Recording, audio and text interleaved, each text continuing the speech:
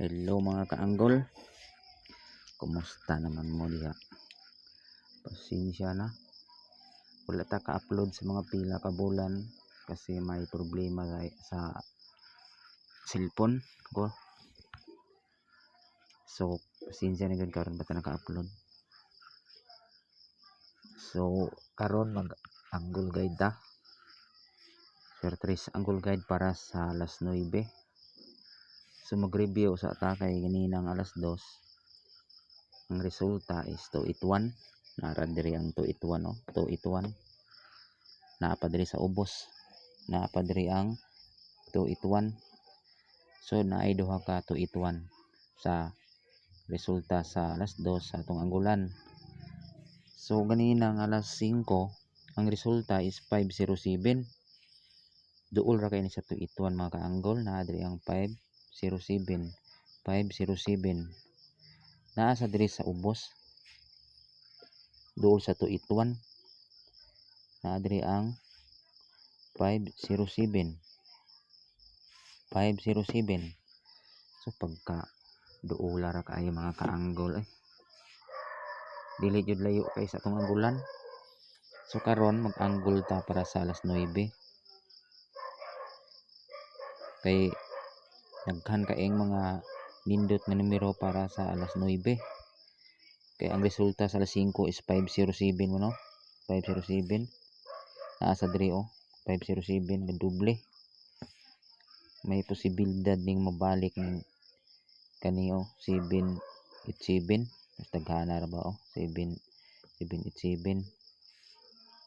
Naa sa diri 787. So naa sa diri ang 697. Napag 787 diri. So nindot ni mga kaanggol. Bantay-bantay lang tayo ining naa sa palibot. Kung ligasan nato ang 507 nga resulta ganina sa alas 5, naa sa diri ang 597. Okay mga kaanggol, 697 ninduta sa numero. Wala pa ni siya magawas. Okay mga kaanggol, mas nindot yung siguro ni nga di ta magpalipat kay lipat-lipat raman ko ni kaysa atong angle guide. Base sa atong angle guide kasagaran ang mga nanggawas na gyud sa duol, dili ra gyud ay layo. For example kanina alas 2 281, pagka alas 5 507 duol ra kaayo. Padre 281 nagawas ang 507, suspect duol ra. Ihap siya sa paubos. Kung maghisigot tag pataas, naa man sa ning numero kani 786 787. Naa sa diri ang 787. Seperti nindota kay numero mga kaanggol para sa alas 9. Daghan kayo kamura magpili kay dili ra gyud nilayo ang lusot ani ugma o niyang alas 9.